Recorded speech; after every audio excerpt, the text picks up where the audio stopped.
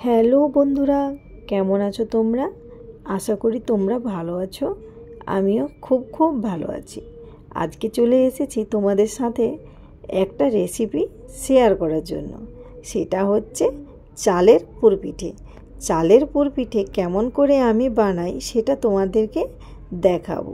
অনেকেই তো জানো চালের পুরপিঠে কেমন করে বানাতে হয়, কিন্তু আমি কেমন করে বানিয়েছি তোমাদেরকে দেখাবো। চলো তাহলে।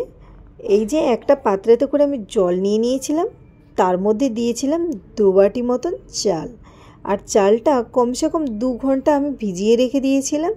2 ঘন্টা পর যখন এসে দেখলাম চালটা মোটামুটি হয়ে গেছে, তারপরে কি করলাম, এই যে ছাঁকনি আছে একটা, ওর মধ্যে চালটাকে ঢেলে দিলাম, ভালো করে ফ্রেশ জল দিয়ে ধুয়ে দিলাম। তারপরে চালটাকে কিন্তু আমি হাত দিয়ে এধার ওধার করে দিলাম, বাকি যে জলটা ছিল সেটা পড়ে গেল। কিন্তু পড়ে গেলে কি হবে, চালের গায়ে তো জল থেকে গেল। চালের গায়ে যদি জল থেকে যায়, মিক্সিতে করলে ওটা কিন্তু দলা বানিয়ে যায়। তার জন্য একটা কটনের কাপড়ে আমি চালটা ঢেলে দিচ্ছি, ভালো করে হাত দিয়ে মিলিয়ে দেব, যাতে চালের গায়ের যে জলটা ছিল ওই জলটা শুকনো হয়ে যায়। এই যে দেখো, চালটা মোটামুটি ঢেলে দিলাম, ঢেলে তারপরে মিলিয়ে দিচ্ছি, যাতে চালের গায়ে যে জলটা সেটা শুকনো হয়ে যায়। তারপরে কিছুক্ষণ থাকার পরে আবার মিক্সির জারে করে এটাকে একটা পেস্ট বানাবো, মানে মিশ্রণ বানিয়ে নেব। এই যে দেখো, খানিকক্ষণ থাকার পরে এসে দেখলাম মোটামুটি চালটা শুকনো হয়ে গেছে। তারপরে একটা মিক্সির জার নিয়ে চলে এলাম, তার মধ্যে দিয়ে দেব এবার চালটা ভালো করে এক জায়গায় গোটো করে নিলাম। গোটো করে এই যে মিক্সির জারে ভরে দেব, ভরে মিক্সিতে একটা পাউডার বানিয়ে নেব। যখন পাউডারটা বানিয়ে নেব, একেবারে পেস্ট করে দেব না বা একেবারে পাউডার বানিয়ে দেব না, কিছুটা বারিক করে নেব। যখন বারিক করে নেবে, পিঠাটা কিন্তু খুব ভালো হয়। আমার ঠাকুমা, আমার দিদা, আমার মা এরা কি করতো, যখন পিঠা বানাতো শিলনোড়াতে ঠং ঠং শব্দ আর শিলনোড়া দিয়ে পেস্টটা করতো, খুব টেস্টি হতো।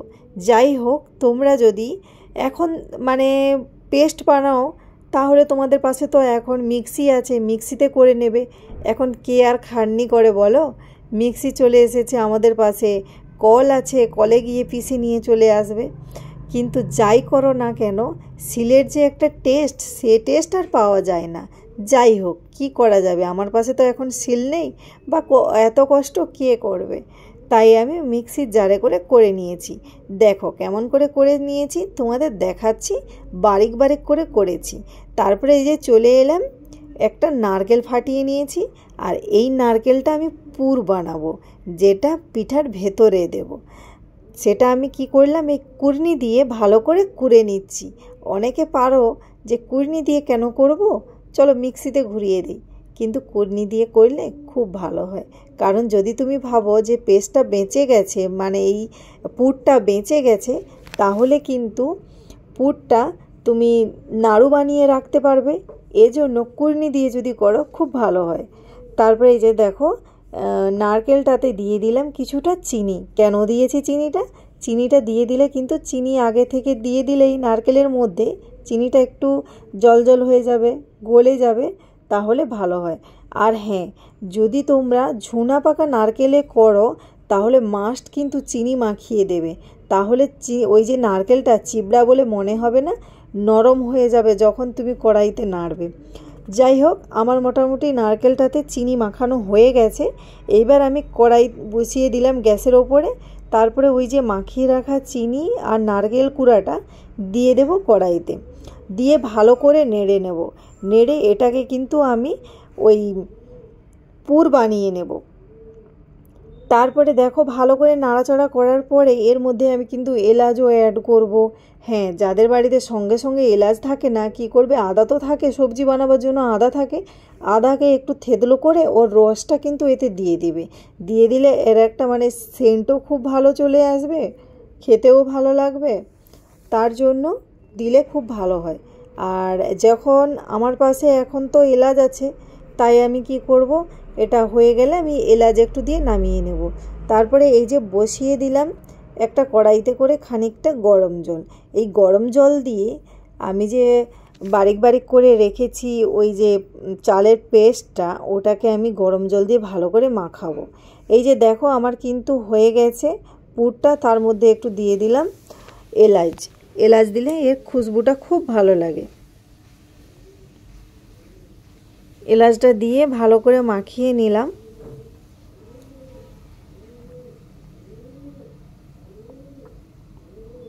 দেখলাম হয়েছে কিনা।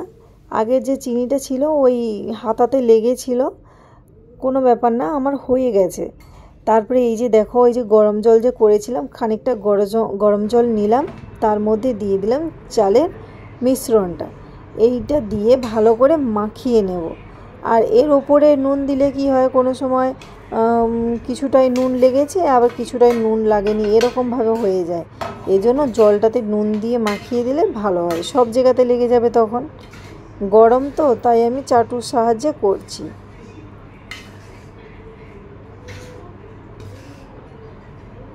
ভালো করে এটাকে মাখিয়ে নেব। মাখিয়ে নেওয়ার পরে এটাকে আমি কিছুটা জল দিয়ে আরেকটু কিছুটা জল দিয়ে মাখাবো। জল দিয়ে মাখালে দেখবো আমার সেই আটার মতন ডো বেরিয়েছে। তো যে রুটি আমরা বানাবার জন্য যেমন আটাটা গোলা করি, তো সেরকম ডো বানছে কি, আমার কিন্তু হচ্ছে না।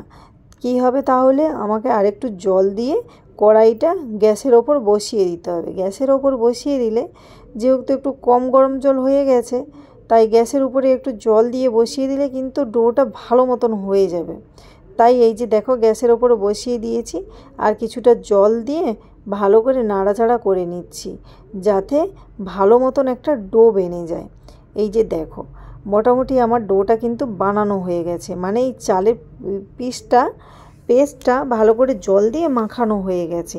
এবার দেখাচ্ছি কেমন করে হয়েছে। হাত দিয়ে একটু গোলা করে দেখলে বুঝতে পারবে যে হ্যাঁ আমার ডোটা ভালো মতন হয়েছে কিনা। দেখো মোটামুটি হয়েই গেছে। তারপরে আমি এটাকে একটা পাত্রের মধ্যে ঢেলে দেবো। ঢেলে ভালো করে মাখিয়ে নেব। যেমন আমরা আটাকে রুটি বানানোর জন্য যেমনভাবে আমরা হাত দিয়ে মাখিয়ে নিই, তেমন করে এটাকেও আমি ভালো করে মাখিয়ে নেব।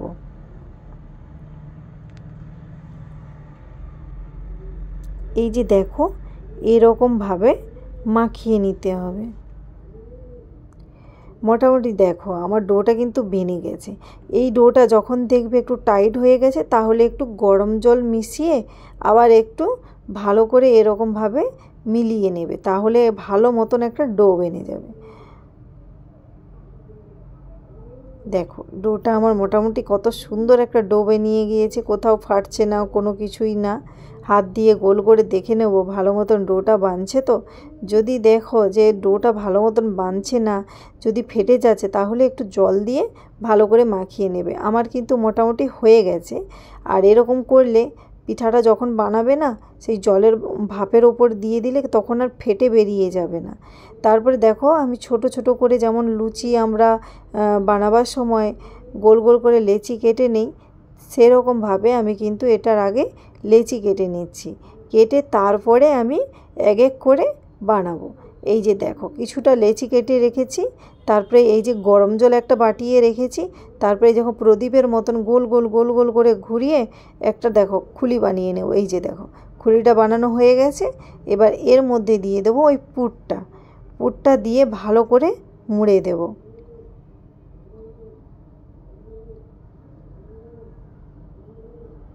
এই যে দিয়ে দিলাম এর ভিতরে পুরটা। এবার দু সাইডে প্রথমে বন্ধ করতে হবে, তারপরে কিন্তু মাঝে করবে।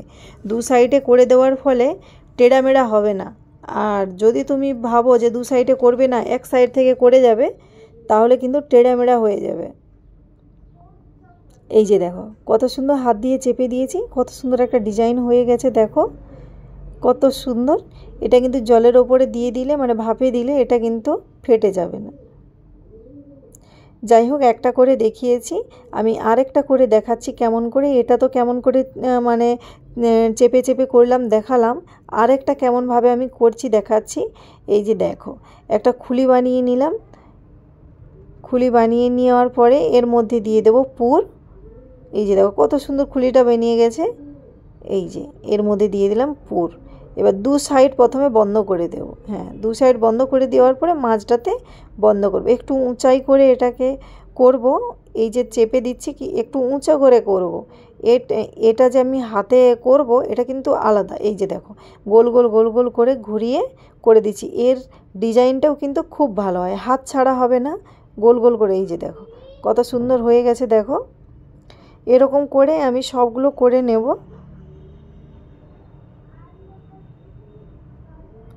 আরেকটা আমি করছি। মোটামুটি আমার কিছুটা করা হয়ে গেছে। আর যে বাকি ডোটা ছিল ওটা একটা কটনের কাপড়ে করে বেঁধে রেখে দিয়েছি, কারণ ওটা টাইট হয়ে যাবে। আরেকটা আমি নতুন ডিজাইন স্টার্ট করেছিলাম, যেটা আমার মা করতো, সেটা মোটামুটি ঠিকঠাক করতে পারি না, তবুও ট্রাই করেছিলাম। যাই হোক মোটামুটি আমার পিঠাগুলো বানানো হয়ে গেছে। এবার আমি কি করব, কড়াইতে কিছুটা জল দিয়ে জলটা আগে ফুটিয়ে নেব।